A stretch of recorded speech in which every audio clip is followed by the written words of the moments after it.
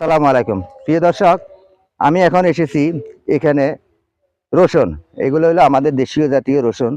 এখানে চাষাবাদ করা হয়েছে বিনা শ্বাসে, কিন্তু এগুলা রসুন লাগাইছে কিন্তু বিনা শ্বাসে। যখন অগ্রহায়ণ মাসে ধান কাটা হয়, ধান কাটা হওয়ার পরে বীজা কিবা তস থাকাকালীনে ধানের খৈরগুলো আগে কেটে ফেলে, গোড়াগুলা কেটে ফেলে, কাটার পরে এখানে সার ফাঁস দেওয়া হয়। সার ফাঁস দিয়ে তস থাকা অনুযায়ী এই কুশিগুলা লাগানি হয়। এরপরে ধানের এই খেরগুলা দিয়ে এখানে রসুনগুলা ডেকে দেওয়ার পরে দেখতেছেন এখানে রসুনগুলা কিভাবে হয়ে গেছে, সুন্দরভাবে রসুনগুলা এখানে হয়ে গেছে। কিবা রসুনগুলা চৈত্র মাসে কিন্তু তোলা হবে। এই রসুন তোলা হবে চৈত্র মাসে। চৈত্র মাসে যদি রসুন তোলে তাহলে এখানে রসুন দেখা যাইতেছে আপনার 4 থেকে 4.5 মাস সময় লেগে যায়। যথেষ্ট পরিমাণ রসুন হয়।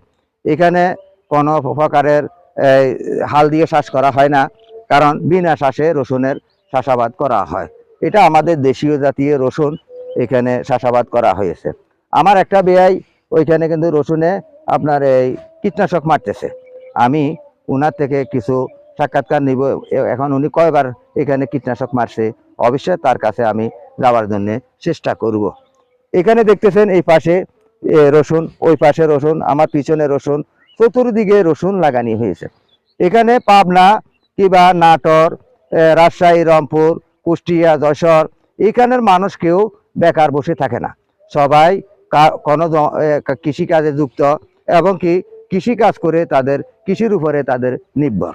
তাহলে তারা 1 ইঞ্চি জায়গাও কিন্তু খালি রাখে না। তারা একটা ফসল উঠার পরে আরেকটা ফসল লাগিয়ে দিবে।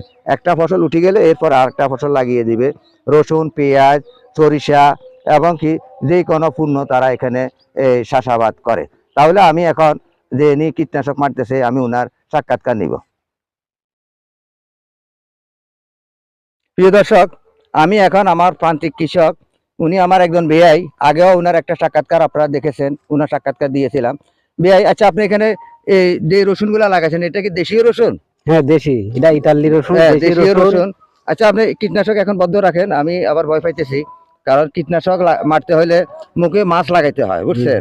মুখে মাছ ব্যবহার করতে হয় কীটনাশক মারতে হইলে। কারণ অনেক সময় কীটনাশক মানুষের নাক দিয়ে ঢুকে, মানুষের শরীরের জন্য ক্ষতিকর। প্রিয় দর্শক, তাহলে আপনি এখানে কীটনাশক কবার মারতে হবে? 4 বার মারতে হবে। 4 বার কীটনাশক মারতে হবে। আচ্ছা এখানে তো আপনারা বিনা শ্বাসে, যেমন ধান অগ্রহায়ণ মাসে ধান কাটার পরে রসুনগুলা লাগিয়ে দিয়েছেন কুশি খুলে, এরপরে ধানের খই দিয়ে ডেকে দিয়েছেন, এখন গাছগুলা অনায়াসে উঠে চলে আসছে। এরপরে আপনার পানি কয়বার দিতে হবে? পানি দেওয়া তো 3 বার। পানি 3 বার দিতে হবে না? 3 বার পানি 3 বার পানি দেওয়ার পরে